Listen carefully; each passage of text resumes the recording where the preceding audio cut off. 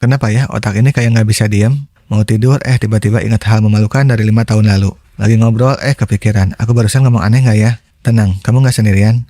Overthinking itu hal yang sering banget dialami introvert. Nah, di video ini kita bakal bahas kenapa bisa begitu, dan gimana caranya biar nggak terus terjebak di pikiran sendiri.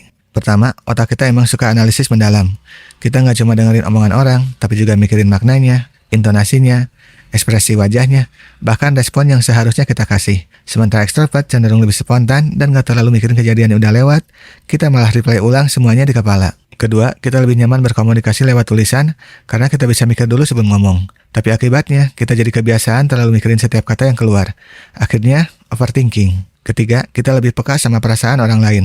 Ini bagus, tapi juga bisa bikin kita gampang kepikiran. Jangan-jangan dia sakit hati. Dia beneran baik atau cuma sopan aja? Atau apa aku berlebihan ya nanggepin ini? Kadang bahkan obrolan kecil bisa terus terulang di kepala dan bikin kita menganalisis hal-hal yang sebenarnya nggak perlu. Cara mengatasi overthinking: 1.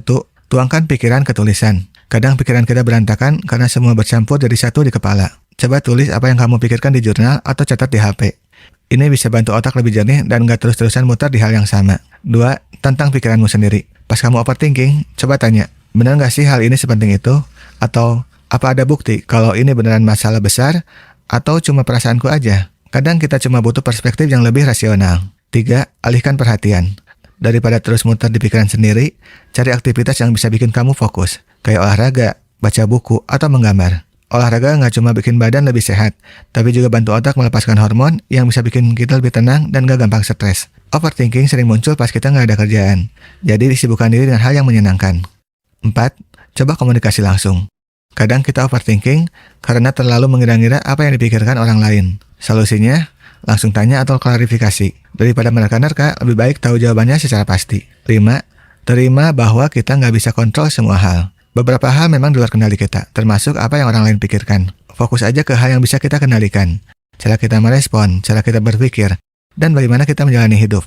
Jadi, overthinking itu emang sesuatu yang sering dialami introvert.